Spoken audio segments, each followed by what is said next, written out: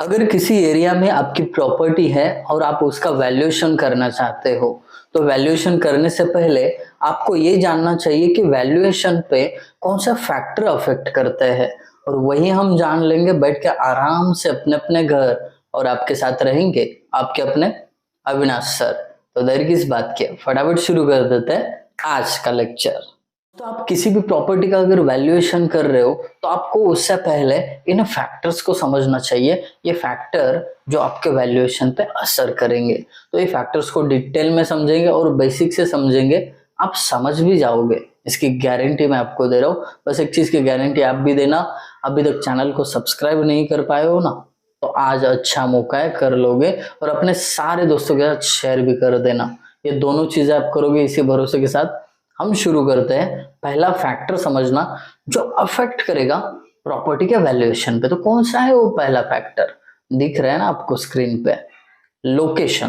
कि आपकी प्रॉपर्टी का लोकेशन क्या है। Buildings in commercial and market area possesses higher value, whereas properties in undeveloped area possesses comparatively lower value। बड़ा straight forward sentence है। जो प्रॉपर्टी, जो बिल्डिंग मार्केट एरिया में है, ठीक है, कमर्शियल एरिया में है, तो ऑब्वियसली उसका वैल्यू ज्यादा होगा। और अनडेवलप्ड एरिया में जो भी बिल्डिंग रहेगा उसका मार्केट वैल्यू या वैल्यूएशन बिल्कुल कम होगा। ये पहला फैक्टर हमने कंसिडर किया। अब दूसरा, एमिनिटीज। जहां पे आपकी बिल्डिंग है उसके आजू बाजू में क्या सेवाएं उपलब्ध है। Evaluation of property depends upon availability of necessity and facilities connected with housing. देखिए, जहां पे आपका घर है ना, उसके बाजू में जरूरतों की चीजें और कुछ फैसिलिटीज लोगों को चाहिए, अगर वो वैसी है तो प्रॉपर्टी की वैल्यू ज्यादा। अगर आसपास कोई भी एमिनिटीज नहीं है, फैसिलिटीज नहीं है, जरूरतें नहीं है, तो उस प्रॉपर्टी का भाव क्या होता है? कम होता है, वैल्यूएशन कम होता है। अब क्या देखेंगे हम? Following are the facilities and necessities which increase the value of property. तो कुछ जरूरतें और फैसिलिटीज यहाँ पे दे रखी है जिसके कारण प्रॉपर्टी का वैल्यू बढ़ सकता है। एक चिल्ड्रन पार्क, जहाँ पे रह रहे हो, बच्चों को खेलने के लिए एक पार्क होना चाहिए। वाटर सीवरेज की सिस्टम होनी चाहिए अच्छी खासी। Okay, swimming pool and gymnasium, ठीक है, स्विमिंग पूल होने चाहिए। जिम करने के लिए बच्चों को जिम भी चाहिए। अगर ये सारी चीजें हैं तो लोग अट्रैक्ट होते हैं वो प्रॉपर्टी की तरफ, तो वैल्यू बढ़ता है। Parking lot and general stores, ये बड़ी अहम चीज है। गाड़ी है आपके पास तो पार्क करने के लिए वहां पे पार्किंग लॉट भी तो होना चाहिए, और कुछ जरूरी चीजें लगती है उसके लिए जनरल स्टोर्स भी अवेलेबल होने चाहिए। हॉस्पिटल होने चाहिए, मॉल्स होने चाहिए नजदीक। अगर ये सब चीजें हैं तो वैल्यू ज्यादा बढ़ेगी। ये एमिनिटीज में आता है। ठीक है, बढ़ते हैं आगे तीसरे फैक्टर पे। ठीक है, नेक्स्ट स्लाइड पे ले चलता हूं आपको। ये देखिए, तीसरा जो हमारा फैक्टर है जो अफेक्ट करता है सीधे सीधे हमारे वैल्यूएशन को, वो है इंफ्रास्ट्रक्चर, कनेक्टिविटी। ठीक है, इसको अंडरलाइन किया मैंने। Is the most important aspect to purchase any property.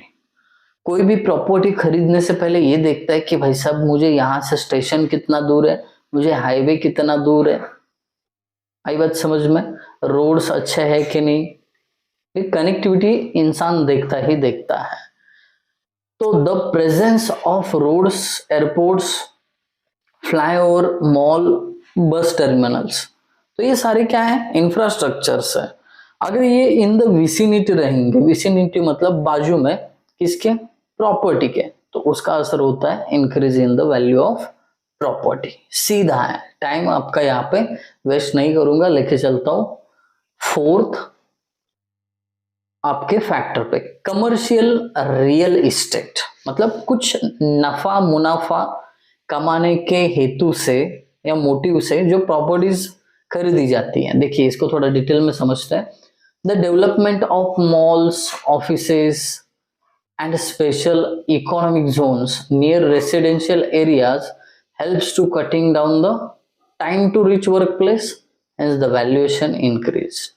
देखिए, आपको अगर काम आपके घर के नजदीक होगा तो बड़ी आसानी होगी, इसलिए ये कह रहे हैं कि आपके पास और जहाँ पे प्रॉपर्टी है उसके पास इकोनॉमिक जोन्स होने चाहिए, मॉल्स होने चाहिए, कुछ ऑफिसेस हो तो वो भी होने चाहिए।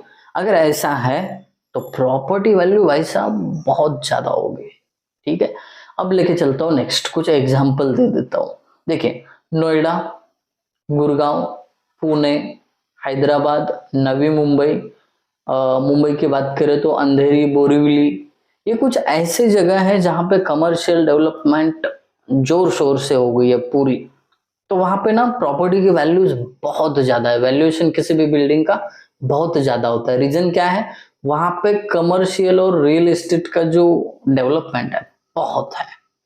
आई बात समझ में?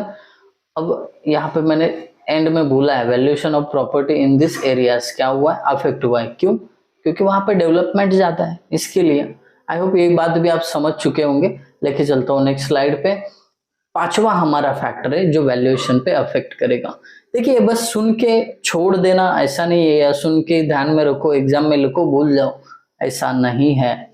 ये जो चीजें है ना, आपको वैल्यूएशन एक समझदार इंसान ही कर सकता है, ये आपको डे टू डे लाइफ में भी काम आ सकती है।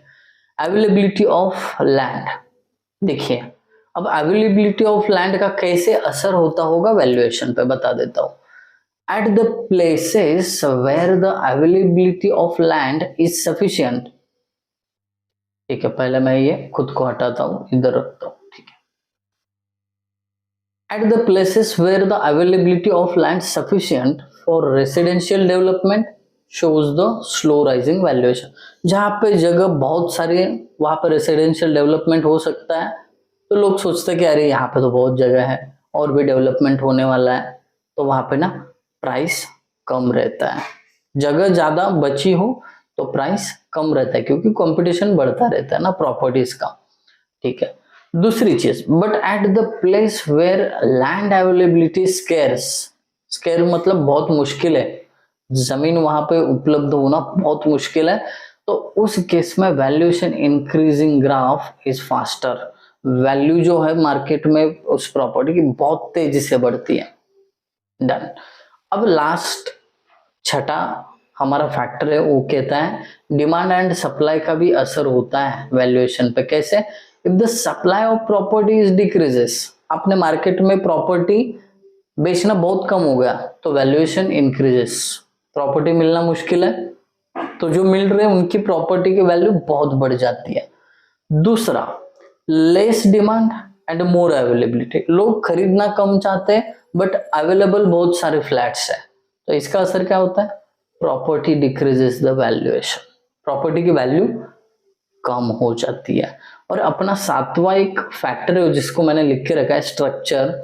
अब स्ट्रक्चर के टाइप पे भी बहुत सारा निर्भर करता है, आपका स्ट्रक्चर कितना ड्यूरेबल है, कितना स्ट्रांग है, कितना स्ट्रेंथन है, आपका एस्पेक्ट, ठीक है, उसका दिखावा कैसा है, एलिवेशन अच्छा है, डिजाइन अच्छा है, आर्किटेक्चरल उसका डिजाइन अच्छा है तो दिखने में भी अच्छा लगता है ना, प्लानिंग अच्छा है उसका, तो उस स्ट्रक्चर की वजह से वो वैल्यू प्रॉपर्टी की बढ़ जाती है। आई बात समझ में? So that's all about today's lecture, जहाँ पे हमने डिस्कस किया है कि एक प्रॉपर्टी का वैल्यूएशन कौन से चीजों से अफेक्ट होता है। अगर आपको समझ में आया हो तो दोस्त जरूर कमेंट करके जाना, फ्री ऑफ कॉस्ट है। और thank you guys for watching video, thank you so much.